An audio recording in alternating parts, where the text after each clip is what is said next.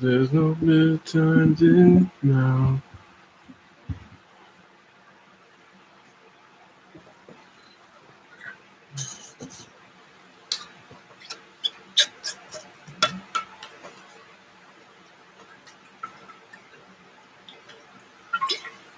Oh yeah, okay. I do have audio, but oh crap! It's coming through here, isn't it? It's coming through here.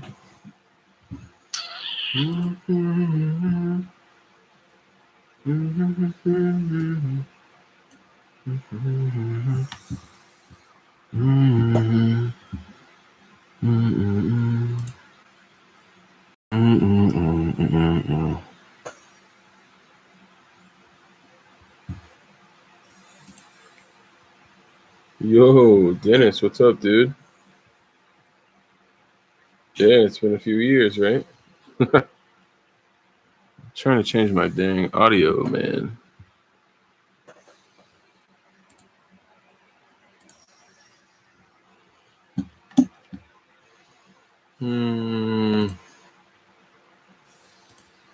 Audio.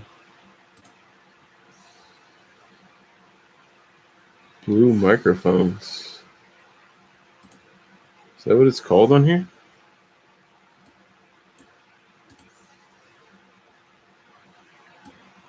Yeah, everything's been good, man. Like, this isn't the microphone that's coming out of this one, right? Oh, crap.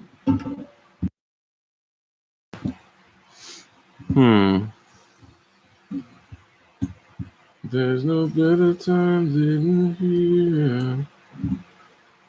There's no better time than you. There's no better place than here. There's no better time than now. There's nothing for you to fear.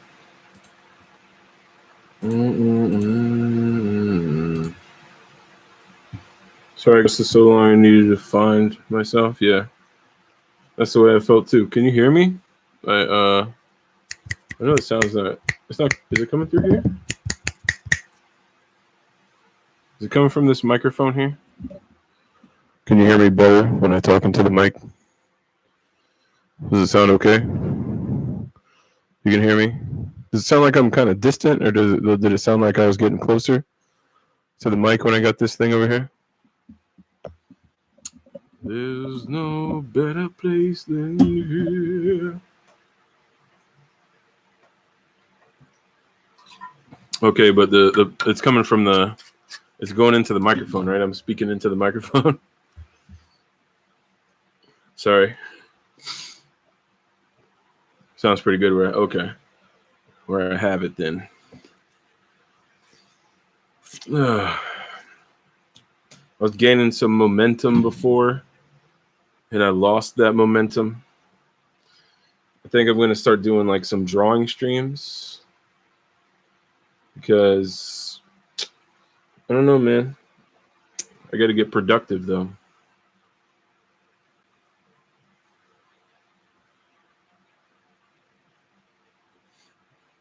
Just always so hesitant, man. I used to cover up my head a lot too. I need a haircut. Mm-hmm. I kind of just wanted to see like if it would hold up because I just connected a different internet connection in the room here, so it's a whole different place. I won't lie, I really haven't watched many streamers since the old days. Yeah, I haven't really either, man. I haven't been into streams like that anymore, but I wanted to get into the streams again. But I need a better hook this time, man. I think I might have to reinvent myself. I've been waiting until I got some kind of like studio, because I mean, doing it out of the bedroom here and stuff, even doing it out of the living room is kind of tough too, man, because the house is full all the time. Just really wasn't ever the same. It was a crazy time back then, man. It was definitely a once in a lifetime, like lightning in a bottle, crazy time, man.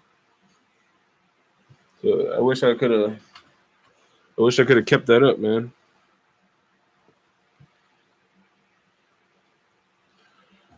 But I just disappeared. I guess I had to disappear. Used to be a very mild troll. Yeah, it used to be. So do you think that you've matured since then? You think you got that little maturation going on now? So we have to grow, man. Even I've matured since then. There's a lot of immature stuff that I did back then. A lot of like letting my emotions go and all that.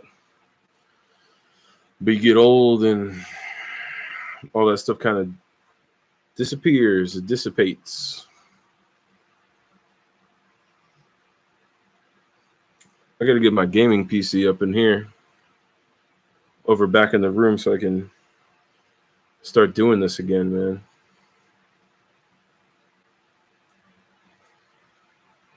Maybe get some better equipment and stuff. There's no better place than here. What about a little fuck off, Dennis? Do like Marcus told you yesterday. 12-hour overnight streams are always fun. Yeah. That was crazy, man. I don't. We spent a lot of time together at that time, so. Yeah, Marcus, I don't know. I haven't really talked to a lot of people. Like, I haven't even talked to Chris lately, man. Chris has kind of ghosted me, too. I know he was having some medical issues, but, yeah, Marcus, I haven't spoken to him in a long time.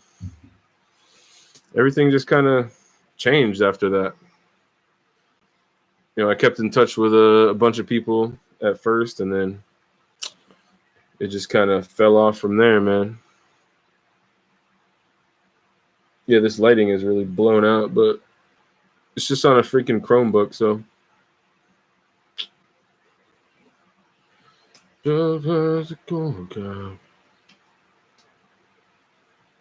Yeah, like the title of this stream is really vague, so feels like I'm always testing. Like until I get my final like little studio area, like I feel like, I don't know, it doesn't feel the same as it did. I kind of had my own spot before when I was streaming, and it felt just really like I could just stretch my legs and do it. But right now there's so many like family things going on. It's not easy to just set up and talk to the camera, but I need to do that again. I started to get more comfortable in front of the camera. Started to feel like I had an audience growing. And for the first time in my life, I had my 15 minutes of fame. But now it's like who the hell is this guy, man? You mean he once had like 10 viewers at a time?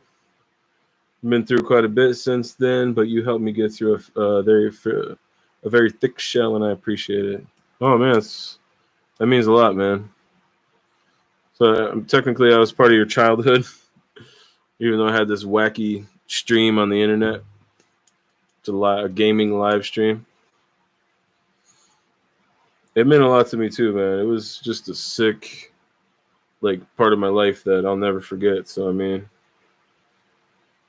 so much drama, so much like good times and fun times, funny stuff that happened, that all I had to do was just turn on my stream, and like it felt like this whole world opened up, man.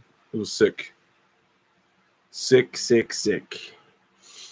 This is not an Apple Pencil. This is a knockoff Apple Pencil, but I've been using that with the iPad. Pretty sick stuff, man. I use the word sick a lot, I guess, tonight. It's amazing, stupendous. What's up, Alan? Alan, the boys are back in town. The boys are back in town. Don't forget to hydrate, guys. I'm out of water. Yeah, this is the congregation getting back together again. The close-knit congregation. Oh, Alan, man, we need to get into VR chat, man. My kids have been using my PC out in the living room. Let's effing steal the Vatican papers. The Vatican? Like the Vatican, like where the Pope lives? What are you talking about, man? I hydrated with some apple cider donut ice cream. What? That's not really hydrating, but okay. You go for it, man.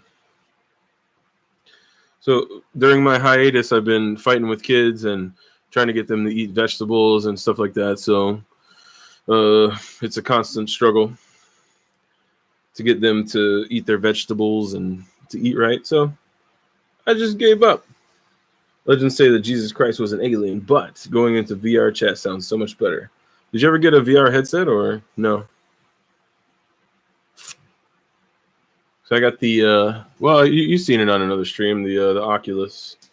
I got that when I was working a job that I was just totally a slave to, and I didn't have time to even play the thing. Oh, you need those what?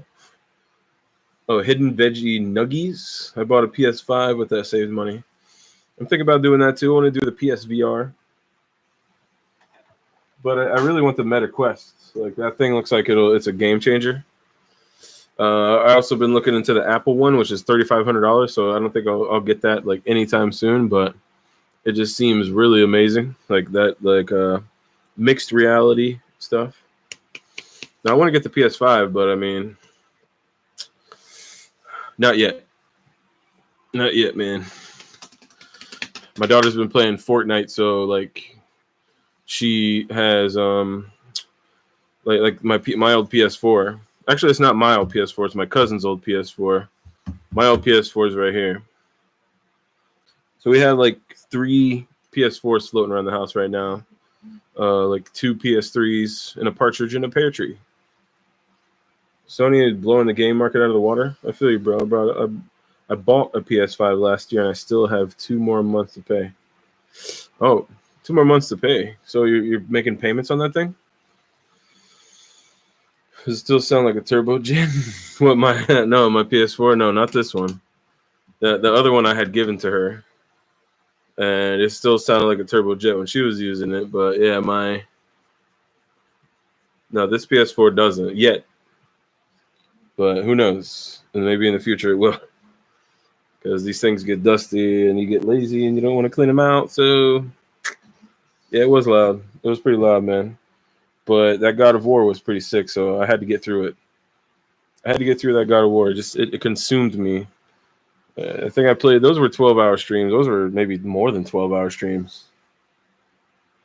So I mean, that game took over my life. We gotta trim this up right here, man. Get that all trimmed up. So what have you been doing, Alan?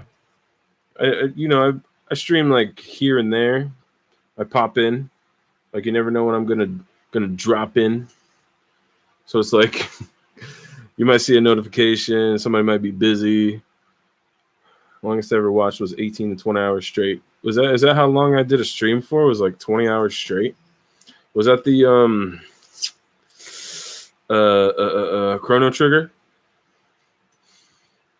Or was that God of War? Maybe God of War then, huh? Those random streams are a nice thing to see all of a sudden. I have swore you day.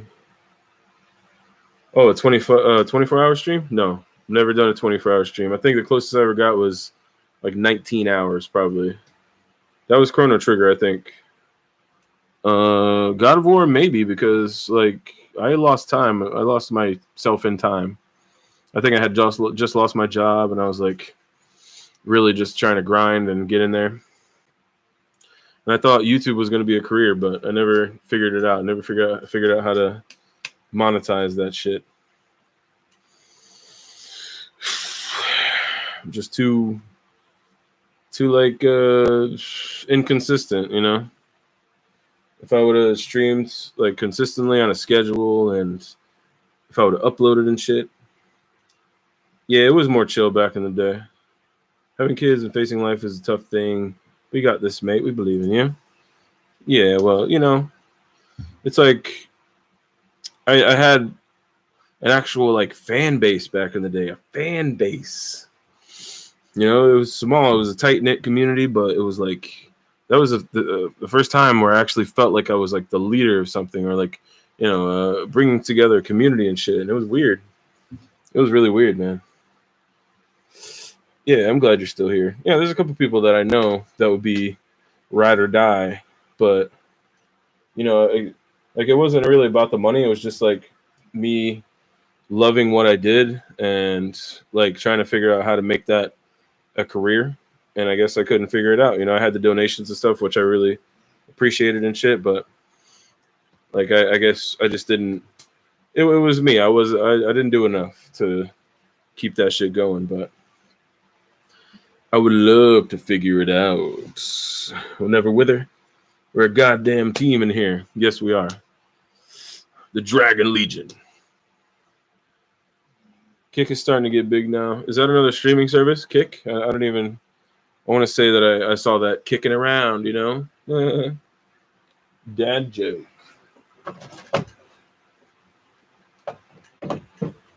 I think I heard that one, but I don't.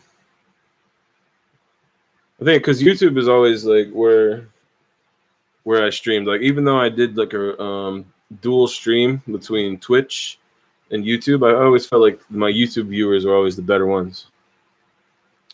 But I'm willing to try anything. I don't, whatever. I'm trying to figure out how to get this my iPad hooked up, like so I can just connect it to the PC, so like I can share my screen. If I'm gonna record just my iPad, I'm gonna need a better camera. So I got to get one of those. I should have bought that before. Yes and No technically used to be a chat app for teens, and it's evolved. Yeah. So is it like a lot of teeny boppers that are running around in there? Because I don't know. I don't know if I can get on board with that, man. But then again, if you have that kind of content, oh, they're all adults now. Okay, so it's changed. It's like how Facebook was like a college thing, and now it's like an everybody thing, or it wasn't everybody thing, and now it's like an old person type thing.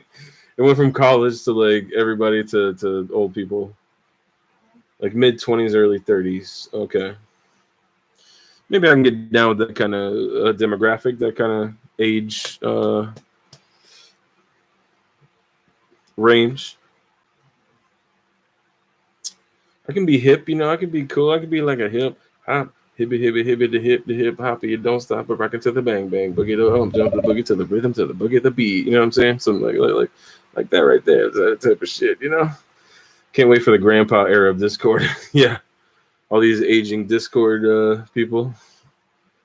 There was a time long ago you streamed Mario Odyssey directly from TV with a cam. You were worried, but it was a fun stream. The stream is as good as a streamer, even if the tech is limited, man. Yeah, that's true. I had a lot of fun at that time, man. And then when I finally was able to, it felt like a whole different world. It felt like magic when I was able to actually get a capture card and like just have everything so customized and everything. I would try to make the art pop every stream. Or once I got one that I liked, I really, tried to like bring the art into it. Get creative with the thumbnails and all that type of stuff, but it was a good time. Yeah, man, that was such a grind, man. It was such a great, like, some nights I spent so much time on the thumbnail that I streamed later because I'm trying to get the thumbnail going. But now that I'm like thinking about it, I shouldn't have wasted so much time doing that. I was honestly surprised you didn't bloom into something bigger. Yeah, man. I think about it all the time. Like, back in my day, we streamed anime girls getting tickled and got 6 million views. Streaming my fetish is not this TikTok crap. Yeah, the tickle video, man. I wonder how many views is that thing up to now? It's so silly. The tickle video. That wasn't an anime girl though. They actually had like this. It was like a real girl. It looked like she. They took different pictures of her in different positions, and then when you tickle her, she makes those little weird noises. I missed something. Can you say it again? Cancel, Alexa. Cancel. Why did she think I was talking to her? I think the bigger creators just overshadowed too much. Overshadowed me? I mean, look, if I would have kept consistent with it, I think I would have still, gained momentum because I had over 1,000 subscribers at the time. So you would think if I would have kept doing it, but maybe the monetization would have been weird though. Made fun songs. It has 136,000 views. My most viewed video. It's just like a couple seconds of fucking me. It's a flash game. It's just a stupid little. It's only a few minutes long, right? So I don't get it, man. The things that it is a tickle fetish. So like, I'm sure people have weird fetishes like that. So made fun ass songs. You mean like the fuck off Dennis one? Could have been something, man. It could have been a contender. Highlight reels are just us laughing at the song about me running through cornfields. It's all it takes, just a random dude tickling a girl in the game, and people will feed on that. Yeah. Yeah, there's definitely a lot of games that like Markiplier and those type of guys play that, feed into that kind of fetish, and they're like, maybe they're not allowed to play it, and they're like, oh, wow. This is might be canceled now. Oh, through the cornfields? Oh, you're talking about the tickling. Oh, yeah, the tickling thing. Yeah. Well, I could never get monetized for that, so I don't think. Weirder things have happened, I guess. So craziness. I have no. This is not content right here, so like I guess if I was one of those big streamers, fun is no longer allowed. That's true. I'm like wobbling this stupid thing. How did I survive COVID? I started doing Instacart. Like I got fired from my job the day before like the huge COVID thing, like the lockdown. So as soon as that happened, I strapped a mask on and I went out and I started delivering groceries. Like, it was such a crazy thing. And like people were tipping like crazy. People were tipping like crazy at that time. They were leaving like $40 on the garage, like taped to the garage to, it's nuts, man. It was kind of scary out there. Like I didn't know if I was going to freaking die out there. So I could honestly write a comic book about that or something. Cause it just felt like, icky to go out there and like, oh my God, am I going to get sick? Am I going to die like these people are saying on the news and all that stuff? You miss Walmart after 11 p.m. What are you talking about? Like, you used to go hang out there after 11? No, I still do Instacart now. I'm kind of in between jobs at the moment, so. But I have a prospect coming up, so fingers crossed, dude. Fingers crossed, man. Trying to get a work at home thing, because I think my problem is that the social anxiety is just too bad. And me going out into public sometimes is a real tough thing. Our generation has survived 6 different world-changing events and 3 recessions when previously only got 1 or 2. We understand the struggle. Yeah. My mom used to do her grocery shopping at 2 a.m. and drag us with her. Oh, yeah. Oh, is that what you're talking about? You used to go in the middle of the night because of COVID, just to not be around a lot of people? Yeah. That makes sense. All the snowbirds are over here because I live in Florida, and freaking the traffic is nuts down here right now, man. As soon as it starts to get a little bit cool down here, not cold compared to the northerners, what they have. Agoraphobia myself around 7 years. That's what you meant with social anxiety. Yeah. It kind of gets to be where I guess you could say, well, agoraphobia is more like you're going out and you think something's going to happen. I guess because it's a traumatic event. That makes sense, and there's been times where it's been that, but it's more like it's just hard for me to face the world sometimes, man. Sometimes I'm really like outgoing, and I can go and I can be chatty with people, but there's times where I just shut down and I can't even say a word to people. So that doesn't help when you're out in the work field like that. But if I was at home and I was on the phone or something like that, and I was speaking to people like that, then without seeing their face or being around humans all the time, man.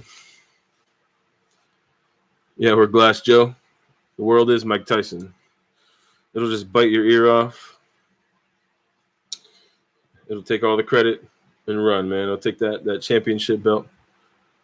The ex-girlfriend even got me severe agoraphobia. I was stuck in my house for 1 year without going out. Those times are a blur for me. Yeah. Yeah, no. During the stream, actually, that time was really bad for me because I got stuck in the house for a long time, and that's why I would stream, because I couldn't even go out the house. When I did, I felt really nervous and I had to get back in. And I was kind of a shut-in at the time. I didn't spend time with anybody. It's a bloodthirsty Superman and a weird Glass Joe. Yeah, man.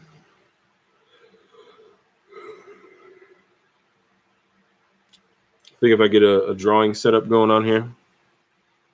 Well, I still have this thing that I found this the other day. It's something that was made for me during my streaming days. It was I can't think of the name now. What was his name? Jesus. You guys knew him as his tag, which was... Yeah, it is cool, man. Yeah, it was made by it's right on the tip of my tongue, man. Jesus, had a My Little Pony as their avatar. God, why can't I haven't talked to that guy in a long time? You know who I'm talking about, right? He had a girlfriend that lived in Scotland, and she made it for me, kind of like, like a little fan thing. It was crazy, man. Yeah, I used to chat up with. Yeah, I mean, we were all like, I mean, it was a whole community back then, man. Jesus, what was his name? What was his freaking Sapphire? That's what. Okay, I couldn't think of it at all. Like, I mean, but I thought that was a girl at first. He had the pony symbol, and then he finally revealed that he was a boy named James, and he helped me out a lot with Metroid, which Metroid is the thing that blew me up in the first place. Like that, I was gonna play AM2R, and then I ended up playing Super Metroid, and that turned out to be a like 12-hour, 11-hour and something stream maybe, and I got like 75 subscribers that day. So that was nuts for me. That was like me blowing up, getting 75 subscribers in a day. I was like, what is this? Me and him were god tier modding duo, yeah. Should go ghosty hunting in that game. Phasmophobia for PC, super fun. Local voice chat is cheap and 4 players. Could be a nice stream. I have to look that up. Is that so? It's like Ghostbusters, ghosty hunting. You see that there's a new trailer for Ghostbusters, like Frozen something or other, Frozen Empire or something like that. Yeah, we could do that. What is it? It's cheap on Steam. I can't talk lately either, man. I've been really just stumbling over my words for some reason. I think my brain is melting. That could be a fun stream, though. Yeah, I would like to get back into the multiplayer stuff. I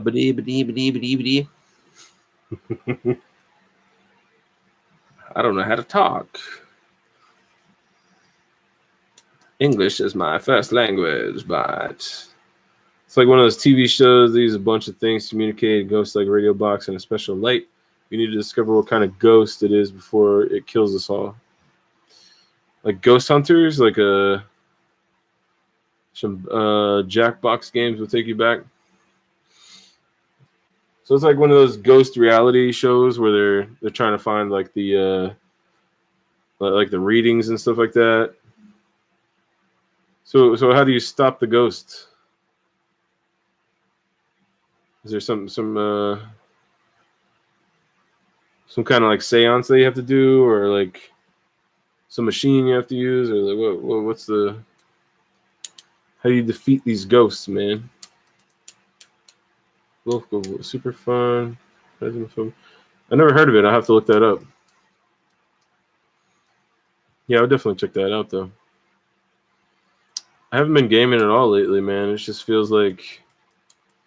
You ever get into that, like, procrastination mode where you're just like, oh, I'm not going to play video games because it's a waste of time, and then you end up watching, like, 3 hours of TV, 4 hours of TV, and you're like, I could have done something else. I could have, like, did something creative, or... I could have been like, you know, a freaking master at something by now, but all I did was keep thinking about it and thinking about it and thinking about it. Yeah. Like you just, I got to start that thing that I wanted to do. I got this idea for this thing, and I got an idea for a video, and then it just slips out of your brain, and you're like, oh damn, what was that idea again? But it's like every time you go to do something, it's like something else pulls you this way, and you're like, oh shit. My collection have grown massive since starting to creep up around 450, which like all systems or like one system in particular. I know you said you were getting into the N64 stuff before, right? Whoops. All systems, okay. I have so many games sitting there that like I just planned to beat them on the stream, but I just never got back to streaming. Because I rarely beat games when I was off the stream. It was something that the stream kind of made me more motivated to do, because, you know, people helping me out, people like cheering me on, that kind of stuff was cool. But it was weird because everybody else was like, oh, I beat that game like 3 times like last week, you know? Like, this is how you do it. This is exactly how you do it. And you know, I have friends like that do that, and that will stay up all night and just, you know, until they beat that game. Or, you know, if the game is $70, it's like, I'm sorry, man, I had to pay my bills last week and I had to buy Tears of the Kingdom.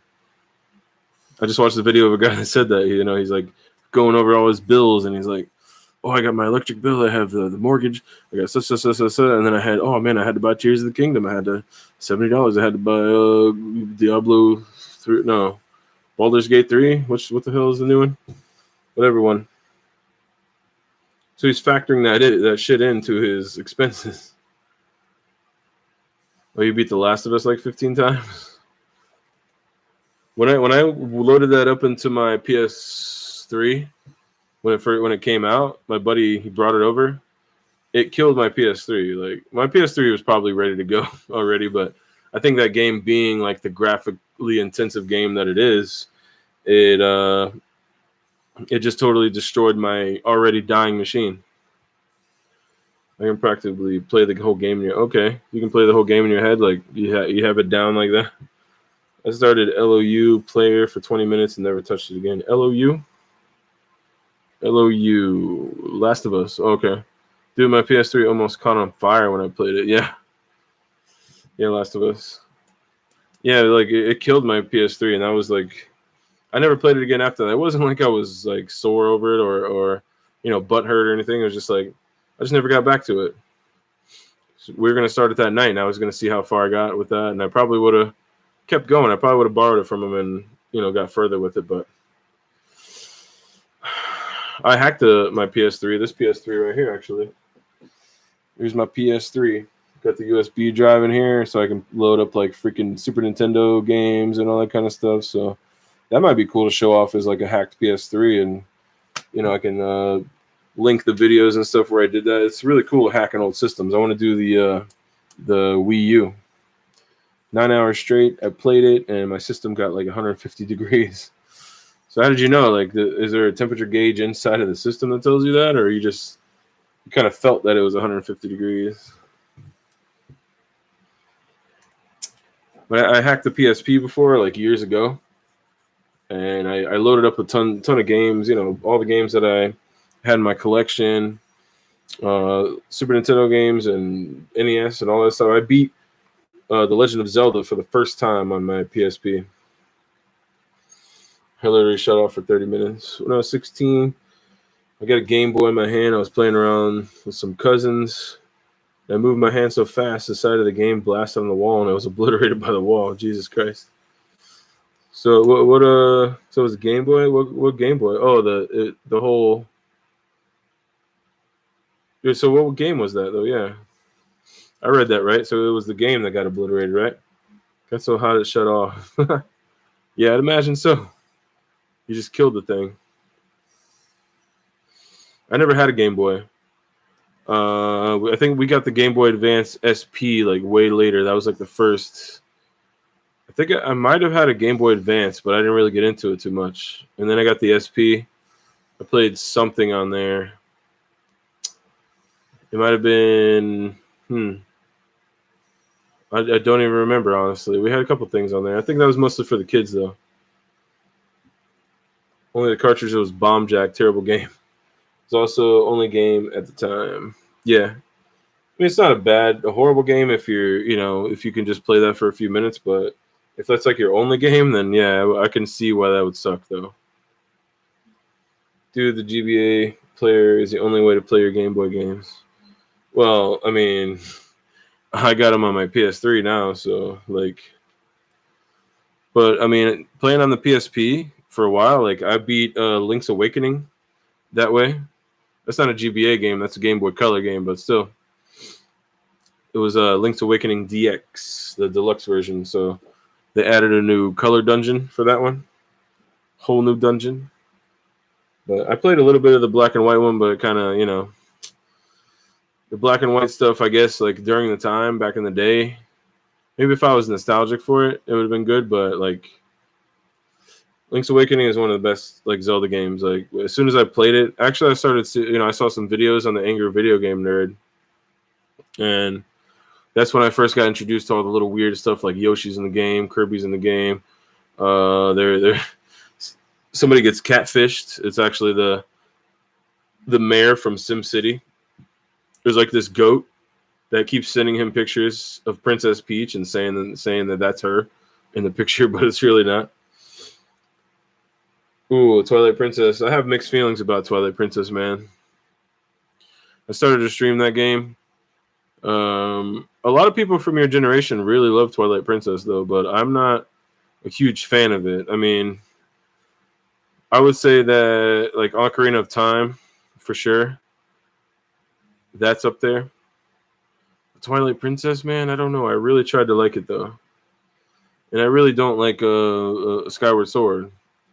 It's just too much story in the beginning. I mean, I know the game's about the story, but it just didn't do it for me, though.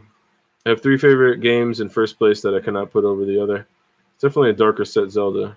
I think I agree with that, and I do like the story, like when I watch the lore videos and stuff like that, but maybe I'll give it a chance another day, but I'll have to get back to that one and actually beat it, though, just so I can, give it a proper chance. So what 3 favorite games in first place? So I'm thinking Chrono Cross is one of them. I know you're saying that Chrono Cross is one of your favorite ones, right? Shigeru was forced to make Twilight by Nintendo. He hates everything about it because he only wants to make cartoonish games. Not bad, but not great. You're talking about Skyward Sword? I would have loved to, have like, oh man, like it would have been so sick if Tears of the Kingdom had birds that you could jump onto when you're jumping off those islands in the sky. I mean, what a crazy missed opportunity that is. Man, did you hear about the live action Zelda? There's a live action Zelda being made. Miyamoto tweeted it out, and it's going to be made by Sony. One of the producers was one of the producers from like the Spider-Man trilogy back in the day with Tobey Maguire and shit. Tears of the Kingdom was top 3. Yeah, it was Tears of the Kingdom. They say it feels like a DLC, but it's really just so amazing. Like the underground areas and all the cave. It just feels like such a freaking awesome like new addition to the game. My 3 favorite games of all time, not in particular order: Mega Man X3, Chrono Cross, Final Fantasy 8. What are you saying? You're watching what? Oh, the movie? Yeah. We're all gonna watch the movie, but the Mario movie was like something that should have been made back in the early 2000s. It felt like that type of thing where it would have been, at the beginning of the anime. Like the story felt like one of the beginning animation movies. Animation? I love animation, mommy. Dude, I'm watching that shit. The lore added really helped tie in Breath of the Wild to the story as well. Yeah. I didn't finish it, but my daughter was playing it hardcore.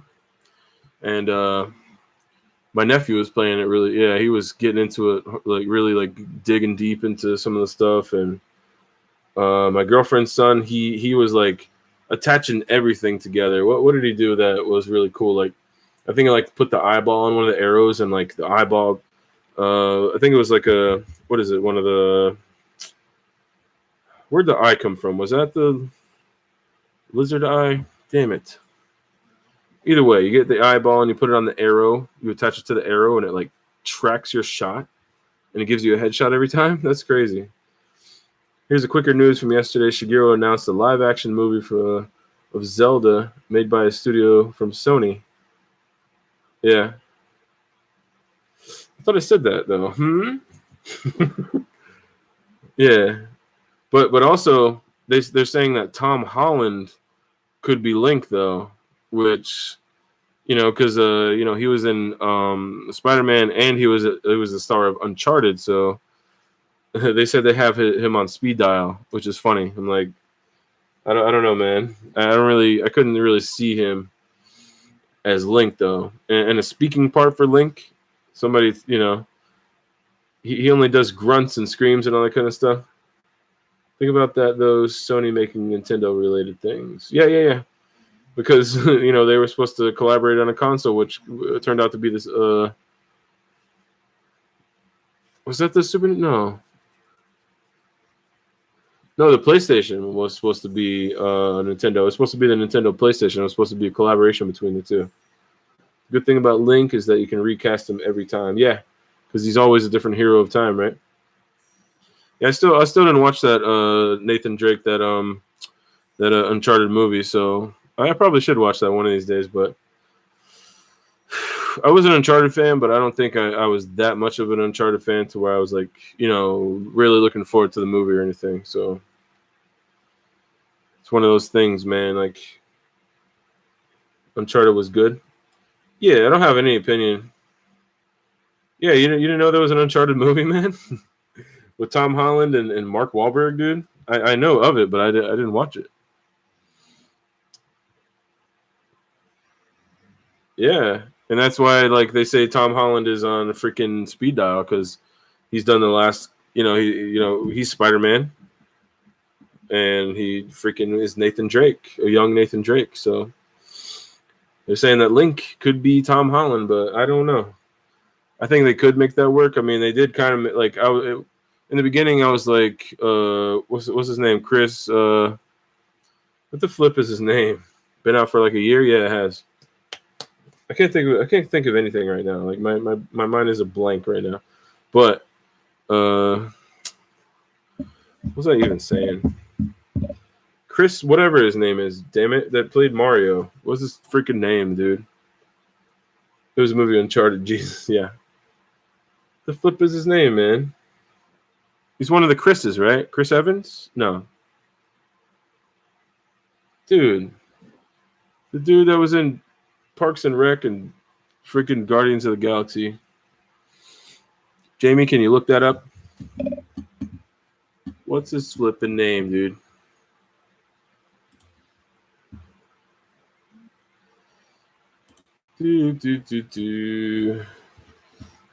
Anyway, it was weird at first, and then the dude from the Always Sunny in Philadelphia was Luigi, and at first I'm like, I think his name is Charlie Day. Why can't I think of his name? And I don't even like. I'm not a fan of his at all. But then the other dude, Chris Pratt. Yeah, Chris Pratt. Yeah, so like Chris Pratt, like in the beginning, you're like, okay, he's not really hamming it up with the whole Italian accent thing, but he's like serviceable as a Mario. He did fine, and it worked for that movie, but wouldn't have been my first thought thinking about Mario though. And then the guy Charles Martinet, the guy that actually was doing the voice ever since the 64 version, he's the freaking Mario ambassador now. He goes around and he like he's at conventions and stuff, and he's Mr. Mario. But in the new game, Super Mario Wonder, which I want to do that one too. I want to stream that sucker too. That'd be awesome. So that game looks nuts. But there's a new voice actor for that game. It's kind of weird, kind of strange. Everything's taking a turn now. Like the Rick and Morty actors that came in, and after watching the episodes like 4 times, maybe no, I probably watched each episode twice now. So maybe since there's 4 episodes, I doubled that in my head. But like, yeah, the Super Mario. I never played Mario RPG, so I should get around to playing that too. What was it? Well, Super Mario Wonder probably would come first, but like when I stopped streaming, Super Mario Maker 2 got really big back in the day, and I've always wanted to do a little bit of that, but I think the time has passed for that one now. So maybe when Super Mario Maker 3 comes out, want to hear something crazy? I know everything about Mario RPG, and I don't have 1 second of gameplay with it. I should play it. Wait, you've watched a lot of streams on it, or a lot of videos on it, or something? Yeah, that's something I always like wanted to get around to. Actually, my ex-wife, she's the one that beat Super Mario, so Paper Mario. I think it was like the 1,000-Year Door. So I was working a lot at the time, and I'd come home and I'd be like melting into the couch, and I'd watch her play it, and all that stuff where you're going from 3D to 2D, and all those kind of little puzzles and stuff. That was cool. But the combat, I think, is similar, right? Like you just have that like RPG, like time-based, like timing-based action and stuff. Next goal for me when I get extra cash is authentic copy of Chrono Trigger. Yeah, so you're getting into the Super Nintendo collecting too? We have a place over here, man, that sells old games. I should get a couple of things from there, but I have a feeling they have a lot of crap, but I don't know. There might be a couple of hidden gems in there that I can get. I would love to get a copy of the gold cartridge of Zelda, the NES version. That would be something that's really good. So I have a bunch of like the N64 one, a copy of Phantom Hourglass from the DS. Yeah, everything is expensive. That's why people turn to emulation, man. They it's so much easier to just grab these games like that. I think even the Angry Video Game Nerd did Earthbound, not through emulation, but I think he got that classic, the NES Classic, or the Super NES Classic rather.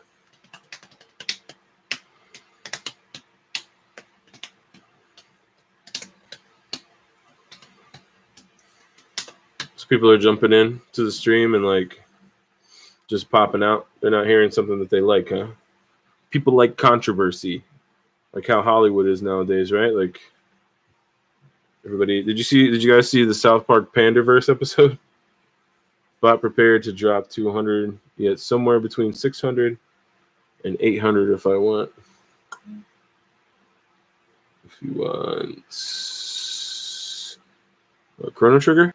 I guess that says something about that game, that it has like this lasting, like awesome quality to it. So the whole time travel thing was sick, but something about the characters like just spoke to me though, and I was hooked. And like I don't know if I'll ever beat it again. I'm not gonna be one of those people that are going in there and beating it like once a year, but for the time, I was like, I don't know, I really dove into it. And then I tried to dive into Earthbound. Holy shit. I'm knocking my desk around here. I tried to get into Earthbound, and I was really getting into it, but I think I just had like fatigue because I had done a heavy RPG, and then trying to do that one right after was a mistake. I should have took a break, and I think I was trying to get in there with for Mother's Day and do it, but I think you guys knew back in the day that I wasn't an RPG guy like that, so I was having a rough time with the game at first too. But damn, I had fun, man. I had a good time. So it'd probably be better to do this something like this on a Friday night. Do you guys still watch a Harv stream ever, or?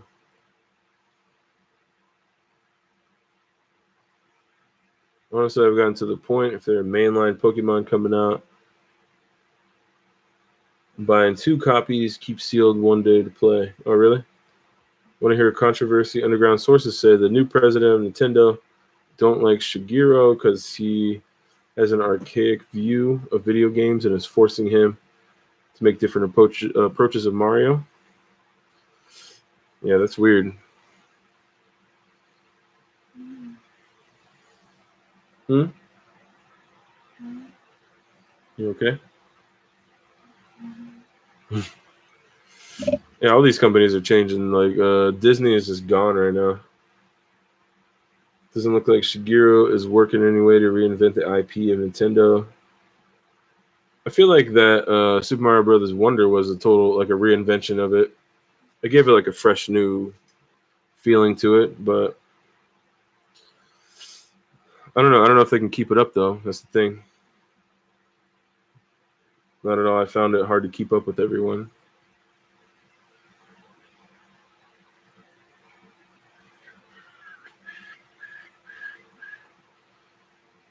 You had a hard time Wonder is milking dry what they can. What do you mean by that? Like, are they also playing on people's nostalgia for the game or what? So I mean, they have a lot of trippy effects now, and all the animations are different and cool. I dig it. It's like a reinvention of 2D Mario. Might be tapped out. You talking about Mario? I think it's so iconic that it's something that can't really fail. I mean, as much as some people like to say that they don't like it, like I knew a guy that I used to work with, and he's like, "Oh, like I never buy a Nintendo system, man. That's lame, dude." Shigeru doesn't like to use anything that he doesn't make himself. Legend says that he was forced to include Daisy and forced also to remake the old games announced recently. Are you talking about Super Mario RPG and all that? You know why? Because Disney and Nintendo, they love money, man. At the end of the day, you know, you can be like an amazing creative and, you know, want to do it for the art, but, and like, you know, do it for the children that are coming up. And then, you know, you want to make amazing experiences for them. But at the end of the day, it's still a business, man. I feel like it's hard to make something super fresh. Yeah. I feel like Super Mario Maker was fresh for a while. That was something that, you know, people are making different levels, and I feel like you can still go back in there and revisit it. And there was some like awesome Zelda levels that were like really cool puzzles levels that I really enjoyed. I think I would just do a stream of just Zelda like puzzle levels of Mario Maker. So those things were pretty sick, man. Shintaro Furukawa has a sight on money and knows what people will pay for. That's what it's all about, man. That's what it's all about. That's what they're gonna do. And in the beginning, like, you know, Disney was the same way. They felt like they were bringing out stuff that people will pay for. But after a while, it's like, okay, we're not gonna go to the theater anymore for this because you're forgetting about the stories. I won't be surprised if the Switch turns into the next Wii. What do you mean by that? What do you mean by that? Like it's just gonna be like shut down the store and do all that kind of stuff? Yeah, every generation you can just count on that. That's why people are archiving the. People are already emulating Switch games. So yeah, everything will be dirt cheap. Yeah, it's gonna be a bunch of. Well, the mainline games probably won't. Yeah, the wokeism arrived and they destroyed the magnificent Monet Backham that they created. Yeah, man. They just they forgot what it is to tell a real story. It's all about, just the wrong things, man. It's like a political message rather than a story. If you want political messaging, you can watch the news, but we're not here for that. We're here for like a fantasy escape. And that's what they're not delivering to their audience anymore, man. I want to see a new exclusive IP by Sony or Nintendo. That's the problem. It's hard to get those IPs off the ground too. There was this game that kind of went silent that looked really cool. It was almost like a Pokemon game, but you're like skateboarding around the town, or like parachuting around the town, and you're doing all types of crazy, awesome action stuff. But I just saw a video. I can't remember what the game's called, but not one Mexican in their movies. Yeah. What was the Blue Beetle? The Blue Beetle was Mexican though, or that's DC? I know, but like they're even that one. They said that that people weren't really responding to it. It was just a plain, really like bland movie. Like after the fact, I think it would have, if it would have existed like in the year 2000, it would have been a lot more successful. But coming out 2023. It's not really groundbreaking to have a Latin-led movie anymore. But I mean,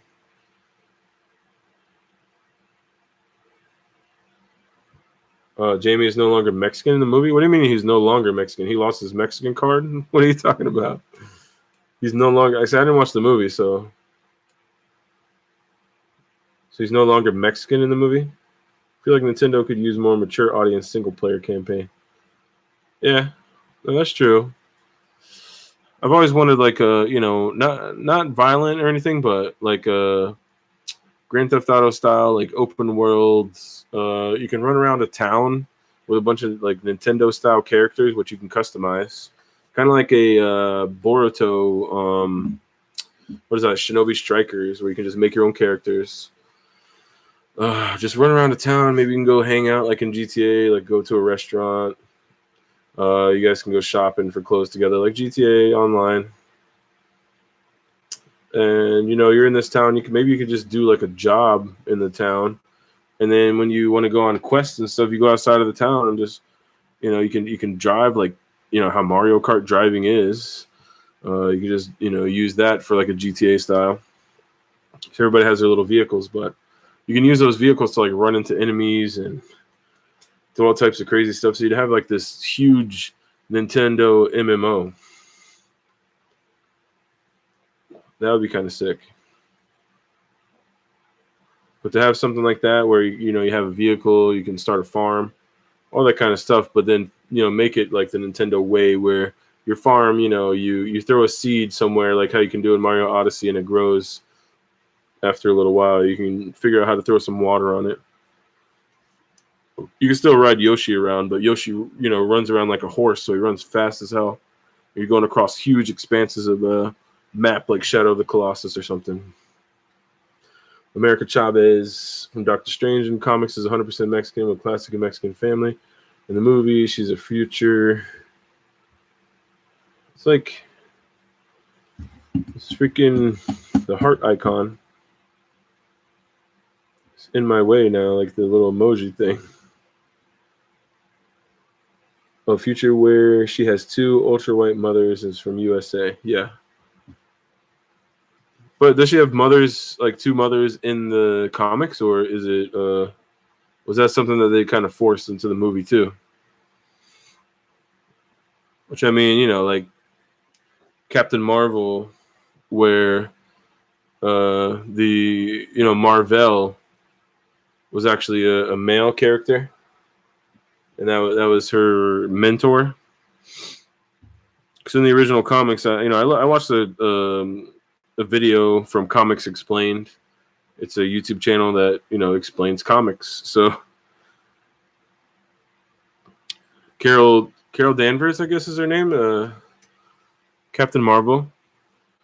She wasn't the original Captain Marvel. She loved Captain Marvel like as a mentor, not as a romantic interest. It was her, like it was the passing of the torch. And I think something was happening to him where he was dying or retiring or something like that, and he passed the torch on.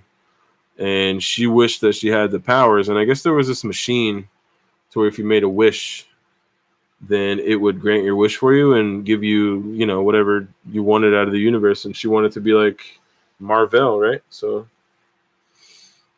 well, first Captain Marvel is a man from an evil empire. This Captain Marvel is technically the second one. Yeah. But he was from evil empire, though? I thought he was I don't know. I don't know if, like, the one that I was hearing about on that YouTube channel was, like, neutral or he was just fighting things in the universe. I have no idea. Regular conservative parents and classic family, they forced that into the movie. Yeah. Like they always do.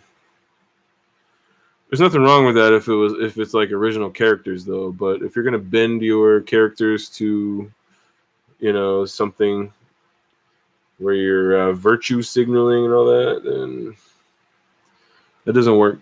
I don't think that works for anybody, except for the people who are just like totally into just race and gender swapping and all that kind of stuff to have more inclusion. But it's like, I mean, things like, having April in the Ninja Turtles movie, they could have just had a girl that was working as an intern at the, the news studio.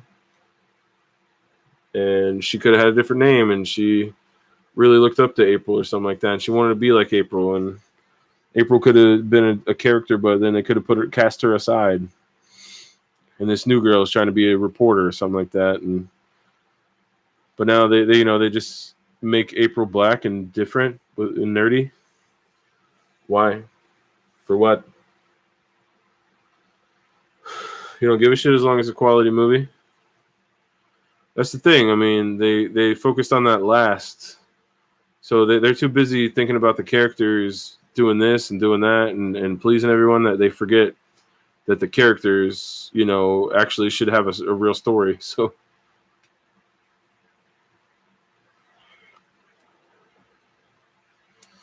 it turns out being hollow for everybody.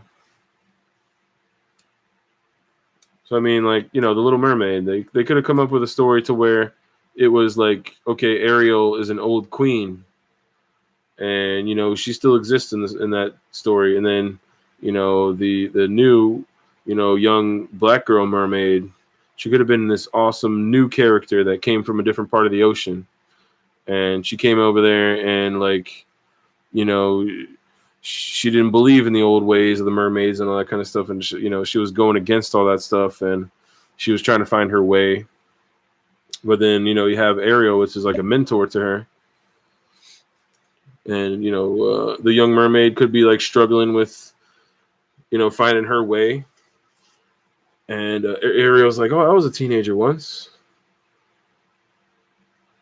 Oh, I can help you with that, But then the little girl's like resistant. She has her family like died, in some way or something like that. And you can have it be like a classism story rather than some kind of racism thing. So where, Ariel is like this privileged princess and, the black girl mermaid comes from a different cloth, like a poor community, which, I can relate to that. I came from a poor community. It doesn't matter what color you are. It's just like we want an original character. We're hungry for that. So you can do anything you want. If you change the character from the original storybook anyways, you can make up new characters. So worst live action is Snow White so bad that Disney pulled it out and made severe changes to it because the groundbreaking negative reception it got. Yeah. No, because she was saying that there's no love story.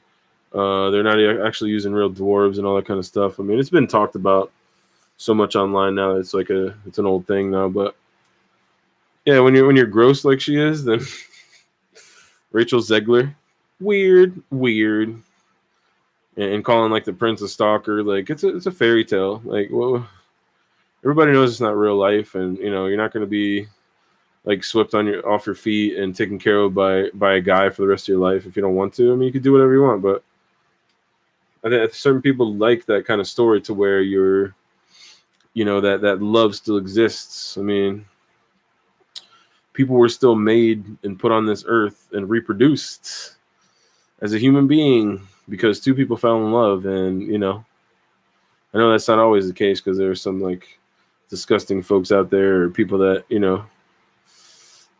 they kind of the movie Knocked Up exists, right? So you might get knocked up somehow, and that's not true love, but that's just the reality here. That's not for a Disney movie, that type of reality. It's a fairy tale from the 1800s. Yeah, just so you don't have to stick to that. You can modernize, that kind of thing and have it inspired by, but why change names and change characters just to, like, I feel like that's hollow and that doesn't last, So it might please you right now and you might go out to see it and pay for the ticket right now, but to have a lasting, like, go back and watch that movie, you're like, something's off here. It was based on your cousin was already married to another family member back then. Yeah, I guess that's true. They did marry their cousin and have a kid with their sister. So it was a weird time, but I don't know, man. Does true love still exist when people like in the new generation, they just want to like the dating phase lasts for like 3 or 4 years? I mean, nobody has to find true love or anything like that, but is it so bad to have it in fairy tales, though? I don't think so, man. I think they just blow things out of proportion. It's like not every girl wants to be a girl boss. But if you're gonna do that girl boss thing, make a new story. Don't ride off of the fame of another story. Just like do the new girl boss movie. Call it Girl Boss, but I don't feel like you need to change characters for that. It's stupid. It's okay, sweetheart. Your cousin is not that inbred. He only has 12 fingers. Only got 12 fingers on him. That's fine. Don't worry about that none. Hey, man, we all need extra digits. You know what I'm saying? A couple extra digits might help you out in the long run. But man, oh man, oh man. I'm waiting for that next wave. We're in a weird, like, like a weird kind of low point in Hollywood. So I'm waiting for, there's this new app that's coming out for the iPad called Procreate Dreams. It's an animation app. So I think there's a lot of people that are going to start getting into animation. A lot of young folks. So hopefully, like, that makes a whole renaissance for people that are making their own stories and telling it from their perspective rather than a studio trying to tell us what we want. They remade He-Man, killed He-Man, and made the girl the main character. That was a Kevin Smith production. That was such a weird thing, and he was calling out the fans, telling them that I can't remember what he was saying, but he's pretty much saying, like, screw it, I got paid. And they blamed He-Man for dying. Yeah, because he's a weak male. You're a white male. It's sad to talk about that kind of stuff, though, but, that's really what we're saturated in right now, is just this whole, like, Hollywood that is just killing off the old ways, that whole old ways. It's like the patriarchy type thing. It's kind of silly. But that's unfortunately where we're at right now.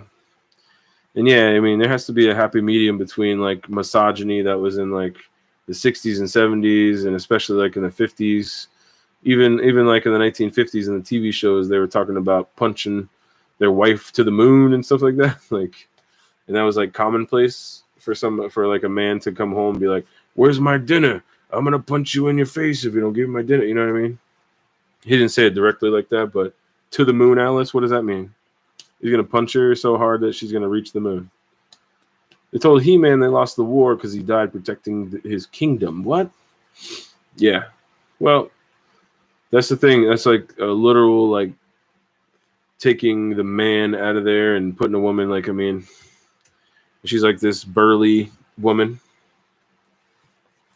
It's an interesting concept that, you know, it would, if it wasn't such a trend and if that was like the only thing that it happened in, that would be, you know, something that would seem kind of interesting, but it seems like they're trying to do that with all media. So that's what the Into the Panderverse was about. South Park Into the Panderverse, because I mean, you're changing everybody's character. Like Cartman was a black woman in that, so it's like, you got a problem with that, man? I mean, if you're gonna make these things, I'm just not gonna watch them though. Like, if you want somebody to watch them, then what are you doing? Why are you making them the way you're making them? What's the point of remakes anyways if you're not gonna do something better? Like, so if the technology gets really good, like back in the day in the 80s, you know, they would dig up stuff from the 50s and they would make remakes of that, because I mean, in the 30s, 1930s, it was black and white. So you know, you're talking about the 80s where, you know, things were starting to look really good. You know, the 70s was kind of a rough time for film still. And they had like a lot of exploitation films and stuff like that. So the 80s, they started making stuff shine. So the movie Little Shop of Horrors, originally made in the 1930s, they did a remake and made an awesome movie out of that shit. Scarface. Scarface was a movie from the 1930s about an Italian gangster and shit. And, you know, they're like, oh, well, you know, that's kind of an old concept. There's too many of these gangster flicks. You know, you got The Godfather. You got, you know, Goodfellas. You got all this shit. Well, Goodfellas came later, didn't it? I want to say that came later, didn't it? But I guess they were doing a lot of shit like that, though. A lot of Godfather-esque shit back in that time, the late 70s. So in the early 80s, it's like, oh, well, let's go to Miami, you know, and this whole cocaine trend coming in from Colombia and all that shit. People coming out of Cuba, the drug trade. What happened to the old cartoons? A villain trying to do evil just for the love of being a dick, and a hero who would die on a hill fighting a villain. I mean, you got to think like the formula kind of gets old after 100 years doing it, too. But I mean, I think that's what it is. They're going against those old ways and the formula that they grew up with, and they're like, okay, this has got to change now. And I understand that, but instead of making like awesome, strong characters, they're just trying to replace the other characters, which that doesn't work for people though. Maybe if like everyone in the world died and like, you know, we grew up with a different thing, you know, like the new people that inherited the earth. They grew up with different shit and they didn't have all this history. They burned all this to the ground, which I can see that happening too. They burn all the films and they start over with this whole new thing that they started. I don't make a live podcast talking about pop culture from now, contrasting the ones from the 80s and 90s where we grew up. Yeah, that'd be pretty cool, man. Are you already interested in that right now? Now that we're talking about all this crap? That's the thing, man. They can get so creative and come up with all these new ideas, man. Like I was thinking about that Little Mermaid thing a lot, man, and like a strong female character, kind of like Tiana from The Princess and the Frog, and to where it could be just this own thing. And think about the market. Think about like old Queen Ariel and the toy that you can make of her, and like this really awesome looking like toy that, you know, and you have other characters that you're sitting in a room like. I don't understand. The marketing team could have made all these new characters, and then you can sell more toys, you can sell more merch. You can make that movie stretch pretty far because now you have a new generation of a new mermaid that's taken over rather than this old thing. I mean, you can make new merch out of that too, and people will buy that. But think about how much they'll latch on to a new character though, rather than just changing a character that already exists. I'm always interested in bitching about things I miss from my childhood. Yeah, me too. But also, like, you know, being nostalgic about things in a really good way. that kind of stick out to you. There's tons of examples that pop up to me when I'm just kind of letting my mind drift about shit. I'll make connections in movies. I would just kind of like there's these guys that watch movies and stuff and just comment on them, and they just cut that up in a video format to where they're just like showing clips of the movie and just reacting to crazy shit that's happening or stupid shit that's happening. That type of stuff is fun. I think I'd really shine on that. Alan Rachel made it even worse for Snow White. Oh, Rachel Zegler, right? Yeah, she made it worse. For one thing, she's not her skin is not white as snow, so it doesn't make any sense for her to be in there. Snow White is in the name. With this one, it's not just Ariel. Like, yeah, that could be anybody, but should it be anybody? I don't think so. In a good way, reminiscing about our past, but not throwing chats and what's new. Just comparing and explaining. Explaining how it works now and how it works back then. Yeah, just comparing the old ways and the new ways for sure. Yeah, I mean, there's a lot of like just censorship now to where people are just so sensitive to everything that you can't say anything offensive. A character can't say anything offensive anymore. Even if that character is like a devious villain, they still can't, like, apart from like, Rick and Morty gets really dark, man. There's certain things that get really dark. But even them, they kind of sidestep they make it into a joke to where it's like explaining the joke in the joke. I was told yes, sounds like a convoluted thing, yeah. Yeah, the dwarves aren't dwarves. Well, they brought something out recently that they had like, and it looked like Rachel Zegler with AI created characters in the background, or maybe they had like a CG mock-up or something like that to where, they're doing the dwarves in CG now. So is that more offensive, less offensive? I mean, you're taking the jobs away from actual dwarves, so you're giving it to these like animated dwarves and maybe, just regular sized people are doing their voices. Who the hell knows? There's a what's the guy's name? There's an actor. He's playing, I think, in the new Willy Wonka, which we don't need. They're bringing us remakes anyways. Another Willy Wonka. And there's an old English actor that was in like the movie 9 Months and shit back in the day. The fuck is his name, man? I haven't thought about that guy in a long time. The movie's called 9 Months. And I can think of Tom Arnold. And I can think of, as I get older, Hugh Grant is his name. Hugh Grant. Nobody even knows who the hell I'm talking about. But Robin Williams was in that shit. He was the doctor. Dr. Kosovich. Jeff Goldblum was in that shit. Wow. Okay. Anyway, he's gonna be an Oompa Loompa in the new movie, Hugh Grant. So if you don't know who I'm talking about, then I say look that up. But that's another one they're taking. Jesus, I keep hitting this thing. That's another one they're taking jobs from another dwarf or another set of dwarves to like just do whatever. What even is this? Brett from the comments section YouTube videos is doing a Snow White movie that looks like Snow White. Yeah. No, I saw that too. Yeah, Brett. That girl named Brett, right? I mean, yeah, I've seen the trailer of it. Give it a thought. We can invite Mega Harp as a simple thing, be fun and cathartic. You can reach me on Discord. For now, I must leave, but always be a fan as yours. Okay, Alan, we can probably put that together. Yeah, it's late. It's a weekday, so yeah, I should probably get going soon too. I'm always just testing the waters with these streams, man.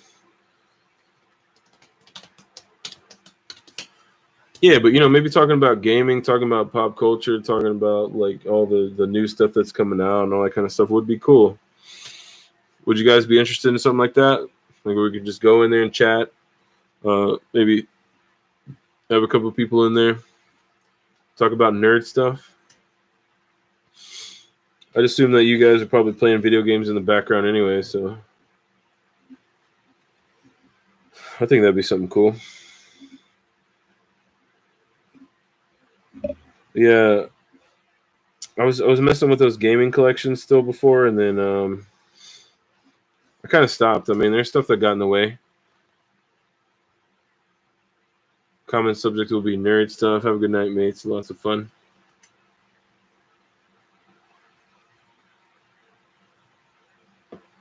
See you later, Alan. Have a good one, brother.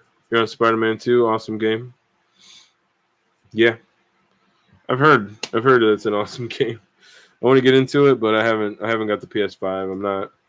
I'm trying to get this job, and so I'm really focused on that right now. But I do want to do some streams coming up, so I want that to be something that I get back into.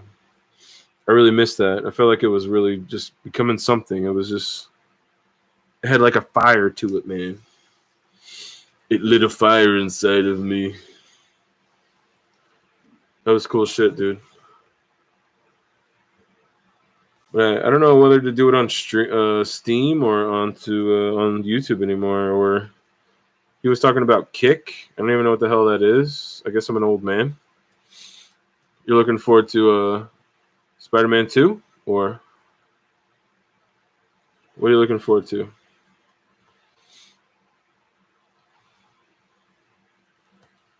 It's like I've always procrastinated. It's been so many. How many years has it been now since I've like actually beat a game though? The last game I beat, I don't remember what the hell it was. Oh, my gaming streams? Oh, that'd be cool. Yeah, there's so many games that like what was that one? What was that one game? The freaking walking simulator with Daryl from Walking Dead. What the hell?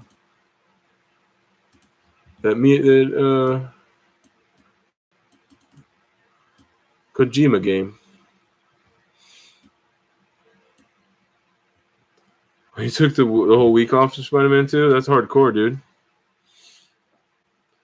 I don't remember the last time I've done that, man. I think I wasn't working at the time when Grand Theft Auto San Andreas came out, but that was really the only time that I actually was able to just sit down and just devote tons of time to like new games. That would be sick, man. Take a week off for a game. Yeah, it does look awesome though. I'm gonna get into it eventually, but I have so many other things that I got. Like I bought some other games and I haven't even messed with those yet. But like the new God of War and all that kind of stuff, I'd like to play that on PS5. I haven't even bothered looking into a PS5. It just seems kind of, it didn't. At the time when I could afford it, they didn't have them around, and then now that they have them around, I can't afford it. So your boss understood why? Like you're just taking like a vacation without pay? You're still at Publix, right?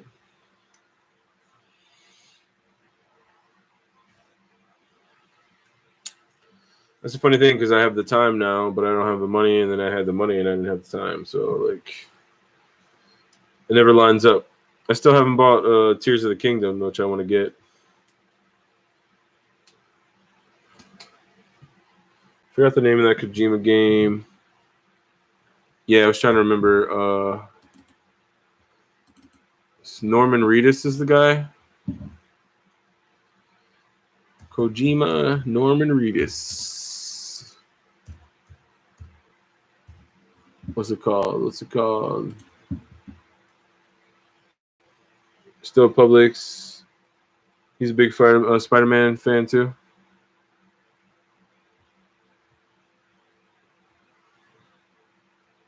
Oh, it's called Death Stranding. Yeah, I was kind of messing around with that.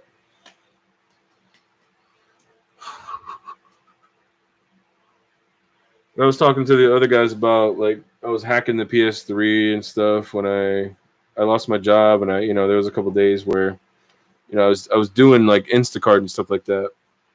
You see guys walking around in Publix doing Instacart, I'm sure. But like on the slow days, I would be like, okay, well, I'm gonna freaking hack this sucker right here, and I got a thumb drive in it that actually has a bunch of Super Nintendo games and Sega Genesis and all that. But also, like, I put a whole bunch of like my gaming like my PS3 collection on there. There's a bunch of games on there that like now I can just load them up without using the discs. So freaking crazy, dude. I would have loved that back in the day when we were still hardcore into PS3.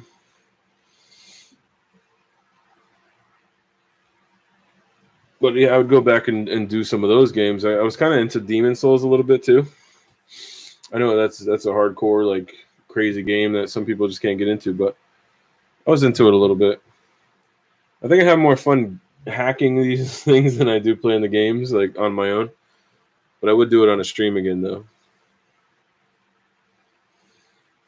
Damn, dude, I'd really love to make YouTube a thing. I just don't know how to harness the power. Are you still uploading videos and stuff though, or it's just tough to like find your audience and also get like monetized and stuff? Yeah, you're not into the Souls games. Yeah, they're tough games too, and they're also like really cryptic and weird. But I mean, yeah, there's a market for those type of weird games though. It's like I get into them for just a little bit and then I just stop, and then I get into a little bit and I just stop, and like I can't finish one of them. But I mean, I have a little fun with it at the time, and then I'm like, nah, no thanks. I don't have. I guess I don't have the attention span, or like when I'm by myself, I kind of lose interest. Lies of P is a Souls type game. Yeah, I heard about that one. But I don't think that one is actually from software though. Which you know, well, if you don't know, like Elder Scrolls Oblivion was pretty popular at the time, and they wanted to make a new game, and it was going to be like Elder Scrolls Demon Souls was, and then they took a different route and they made it way different. So, but the idea was sparked from Oblivion though. No, it's not. No, yeah, I guess not. It's not from software, right? Yeah, Life of P or Lies of P rather. I heard. That's a Sony game? Or is it a Sony game? I want to say that I saw it like on PlayStation Access or something like that. That YouTube channel. I'm swiveling around like I'm just hanging out in a Zoom call or something. A Zoom call that has just me. I think I'm gonna get more into the drawing streams though, because I started like drawing on the iPad. There's a program called Adobe Fresco. That's really sick. I know you were into drawing for a little bit, and I'm having a lot of fun with it. But I'm doing little pieces here and there, trying to come up with some characters and stuff. But I did this guy. I guess I'm gonna maybe have to get like a camera that's a decent quality one. But like, you know, this program Adobe Fresco, man, it's so sick. And like on the thing. Yeah, you're into drawing a while back. Years ago.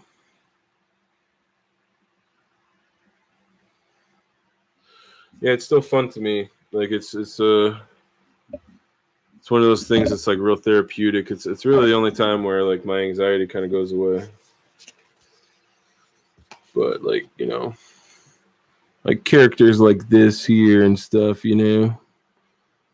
Like I would love to go like do it on the stream to where maybe I'm like taking like viewer suggestions or something like that, and then just trying to do my best to make a character out of it or something, you know. A character out of it.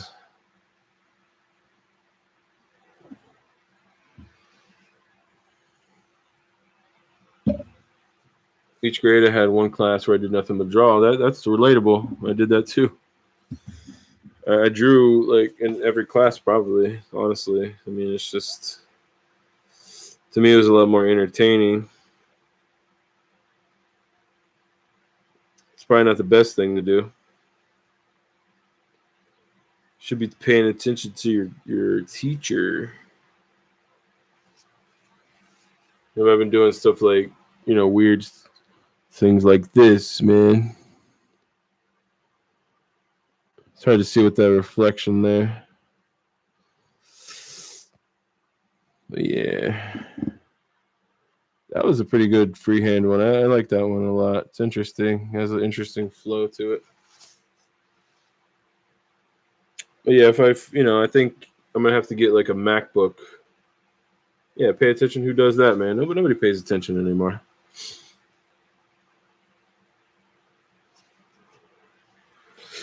I think the drawing stuff is where I might, because the gaming stuff. I don't know. I never felt like fulfilled, like completely. There were times, yeah.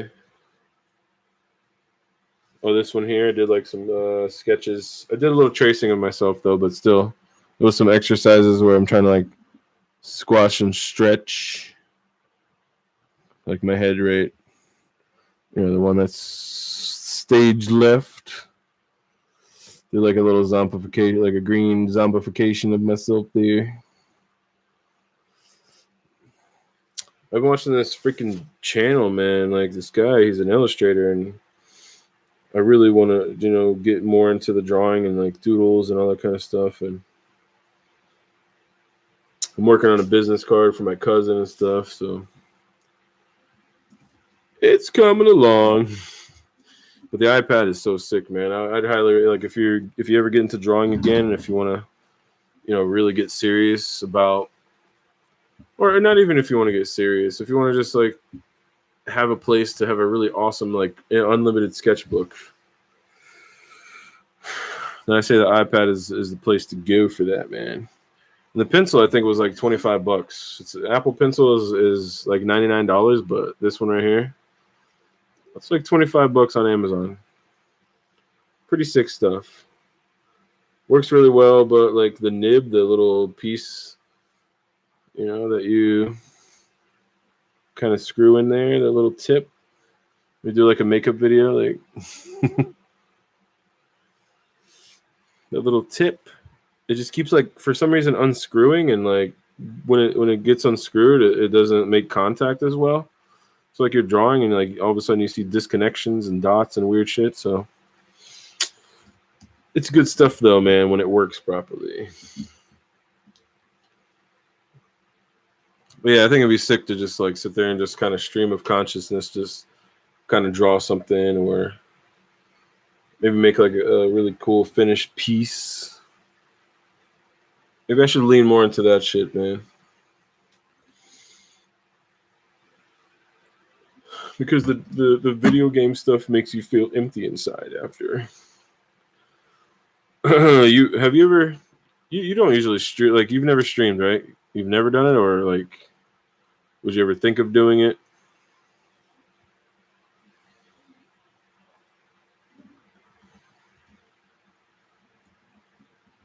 Yeah, play some music and just do some drawing. I gotta bring my desktop PC in here. I need something to set it on top of. I have this rising desk, but I need something to put the PC on. That way it's stable. I don't think this desk is like can hold the weight of that and actually still work as like a rising desk. So that's the problem. I was watching this documentary about this YouTuber that he's like, I don't know if you ever heard of him, Boogie2988, but like, can you imagine like having that kind of freaking money, man? He was making so much money. Streamed once long ago, Dragon Age Inquisition, but I'm not into it. I think it's good stuff, man. It's just I come on here every once in a while and like pop in at random.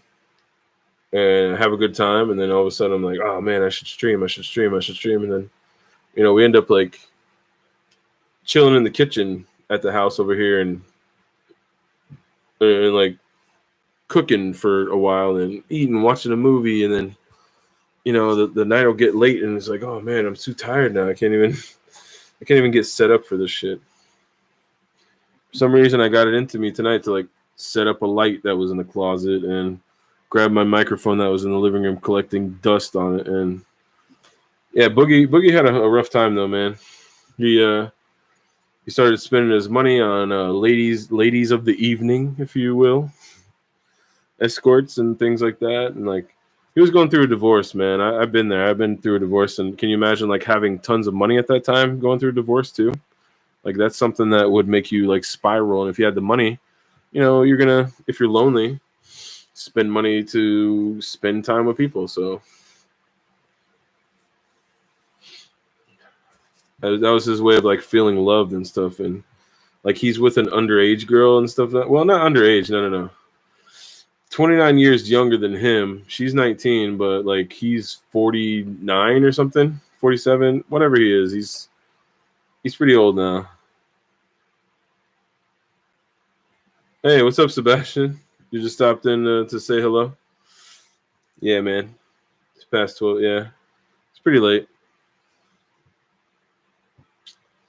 I keep saying I'm going to do this on the weekend, and then I just like never freaking do it, man. Like we're always doing stuff on the weekend, so. But I really want to get like a little studio set up, and I think that'll really change the game.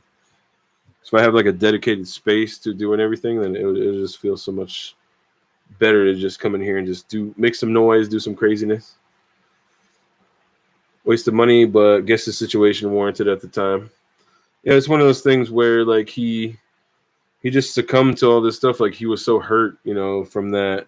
Which I mean, he was in he made it a toxic relationship with his wife, and he was so like damaged from his childhood that he just couldn't hold himself together. He couldn't treat her the right way, and I'm sure he regrets it now. Because in the documentary, you even see things about like he left the bathroom, like the bathroom that she decorated, he left it the same way that she had left it when she left the house. So like things like that, you can tell that he's still holding on to some of the things, but it's hard to move on like that sometimes. So, but I feel like because he's always talking about like he's almost at the edge of death, and he takes so much medication and stuff like that, and he like he doesn't know if tomorrow is going to be given to him. He's got to wear a CPAP machine and all that shit. So it's one of those things like he went on a death spiral. He probably thought he was going to be dead by now. That's the sad part of it. They probably thought he was going to be gone right now. So he's like, oh, well, I might as well just spend all this money. Like, what's the point? And then when you wake up the next day and you're still here, you're like, oh shit, well, what am I going to do now? It's pretty nuts, man. Sounds almost fatal. Yeah. No, it is. Like, he's got so many health problems, and like, he can barely walk and all that kind of stuff. And it's crazy, man. Like the way that he like the first video that I ever saw of him was like doing the Crazy Francis character. And so he came onto the scene kind of like this wacky character that makes people laugh, and like, he kind of pokes fun at himself and his weight and all that kind of stuff. So that's the thing about it that made you like him. It's like, okay, well, he's in on the joke too. So he kind of made the joke before anybody else could, type of thing. So I used to do that shit too. Defense mechanism, but like he turned it into a career. So he plays like this wacky character. Something just what? Something just popped up there. What the hell is that?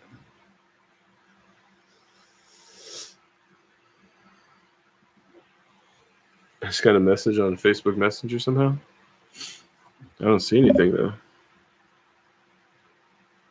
Huh. But to have that level of success, man, would be so nuts. And I'm jealous of that. But also, like, people would show up at his door and act like they knew him and shit. So there was one video where he has like a gun at the door and he's like, "Don't make me do this, man. Are we gonna do this for real right now?" And he's like shooting like warning shots into the air and stuff, and that type of stuff, like the death threats and all the crazy stuff that he had to go through. And a lot of these guys have to go through. That's something I wouldn't want to deal with, but sometimes it's better to have a smaller audience, I guess. Yeah, I'm gonna have to figure out a way to. I was even thinking about taking this. I have this iPhone that's just kind of lying around. If I can use that as a camera, I can at least set that up for now and have like a little ghetto setup. I don't know if you remember, like Alan was just talking about that earlier. Like when I was recording my screen when I was playing Super Mario Odyssey for the first time, I would just point a camera at the screen when I was playing and just do it like that. Yeah, small circle. That's what I had before, man. I was like freaking local like PBS. What is it called? If like somebody had like a local fame, public access is what it is. Public access. So like Wayne's World, in the Wayne's World universe, like he was popular in Aurora, Illinois at first. That's what I had. I had like my basement like Wayne's World show going on. At least so it was like it wasn't a local audience, but it was a small audience that like a public access show. And it was cool, man. So I can start there with the drawing and stuff now, dude. Then have like Chat GPT. You seen Chat GPT and all that kind of stuff? You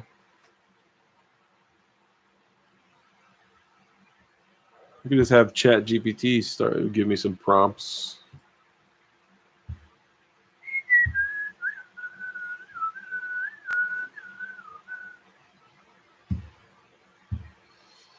Yeah, I'm probably going to be doing this work from home job, man. I like keep my fingers crossed on it, but it's good pay.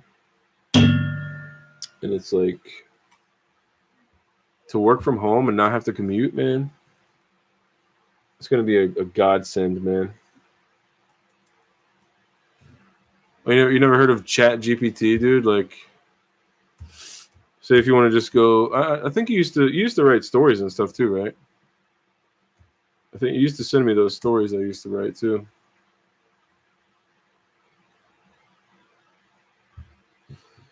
So say like you're trying to come up with a story or you're trying to come up with just anything, like a script or a poem or something like for school, some kind of like, you shouldn't like take it verbatim that the AI is writing stuff for you and giving you, but it gives you like ideas for like, say you wanted like 10 ideas for a child's birthday party that you were trying to throw and come up with some creative ideas. So, creative, whoop. You say,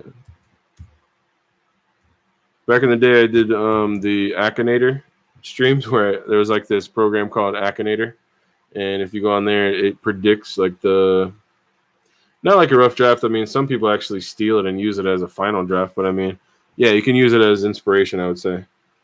Yeah, like go back and tweak it. Don't leave it verbatim like how the AI writes it, but it gives you like a good sense of what you're, like the direction that you can go in a story. I have a bunch of them on my freaking phone that I could actually bring up, but I'll leave that for another day. But I would actually like to take some of the ideas that I got from that. Creative ideas for an art live stream.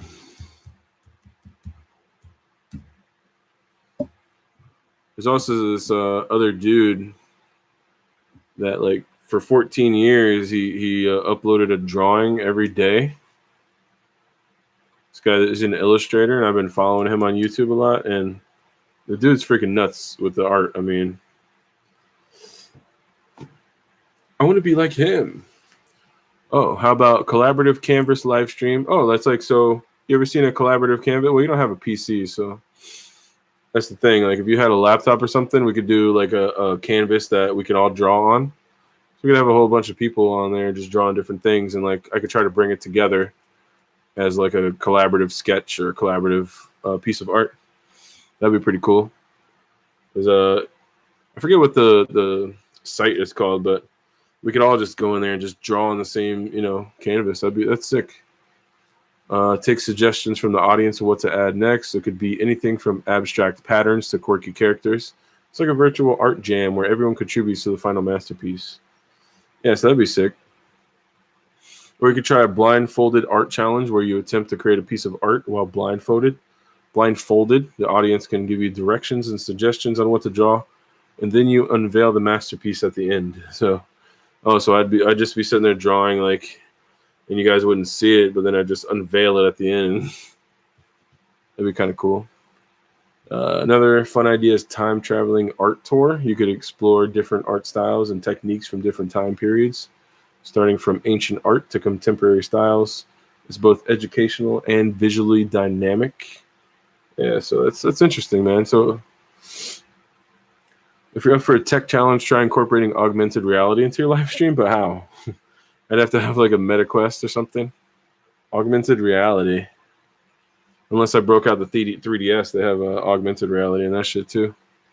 You can create interactive art that responds to audience input or build a virtual art gallery that viewers can explore. These are just a few sparks to ignite your creativity. What do you think? Then you can go in there and be like, can you give me 5 more? Can you give me 5 more of those? And it's kind of endless from there. Like, if you wanted to write the next like movie script, it'll write that for you, like in script format. Storytelling through art, create a narrative art piece during the live stream, ask the audience for proper prompts or story prompts or elements and incorporate them into your artwork. It's like building a visual story together. I stay in this reality. Fuck that, man. You need to find a new reality, dude. And this is where to find it. Oh, you're talking about augmented reality? So you would never try VR then, right? You're one of those guys that's like, no, VR is like for fools, man. Storytelling. Artistic fusion. Combine 2 seemingly unrelated themes or styles suggested by the audience and challenge yourself. So it's like taking like 2 different style characters, like in a Spider-Verse movie. Combine 2 seemingly unrelated. Challenge yourself to create a harmonious artwork that blends both the elements. I would like to do that. I need to save these ideas then. Artistic fusion, reverse art creation. Start with a finished piece and work backward. Begin by revealing the completed artwork and then gradually undo or erase parts of it based on audience input, creating a unique reverse creation process. I don't even know how that would work, a reverse creation process. That'd be wild. No, I'm not like VR is for fools, just not interested. Yeah. It's not for everyone. Is this camera blurry? Is like the actual camera dirty or something? Speed art relay. So set a series of short time intervals, 5 minutes, 10 minutes, and create a series of small artworks, switching styles or themes with each interval. I've seen that. They've done that on this channel that I watch. It's called Drawfee. Drawing and Coffee, Drawfee. Palette challenge. Have the audience suggest a color palette and challenge yourself to create a vibrant piece using only those colors. This not only adds a constraint for creativity, but also involves the audience in influencing the visual aesthetics. That's actually some good stuff, though. I would try some of those things. So yeah, maybe each stream could have a theme, a stream theme. You've heard of the Dream Team.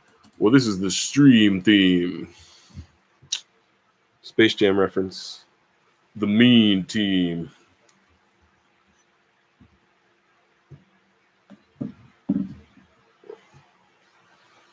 Pretty sick stuff. Well, I'll probably go ahead and get some sleep, man. Yeah, those are some pretty good ideas, though. But yeah, if you don't know anything about ChatGPT, you're going to be into Spider-Man too much anyways right now. So that's the thing. You're not going to be checking out no ChatGPT.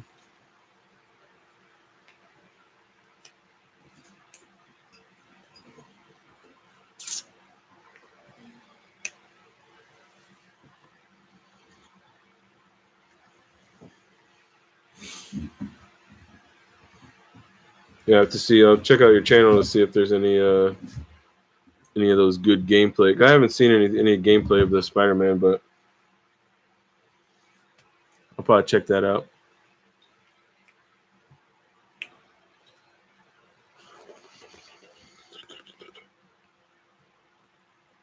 Dang, you're on your second playthrough. Jesus, that's wild, man. You're not playing around. So you did take time off for it though, right? So you've been putting in the work. How many hours was the first playthrough?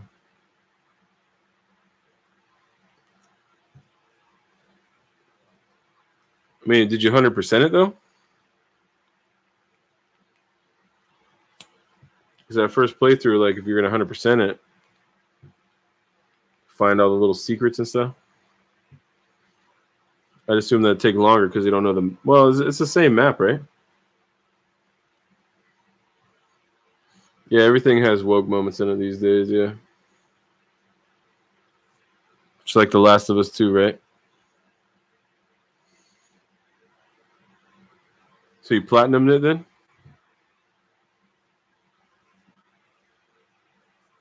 Got all them trophies. I wonder if Corey's still doing platinums though.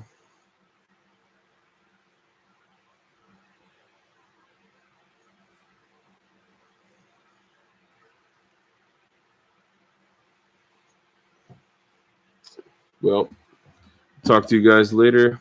Go ahead and get going. I'll talk to you later, man. So you guys have a good one. Good afternoon, good evening, and buenas noches.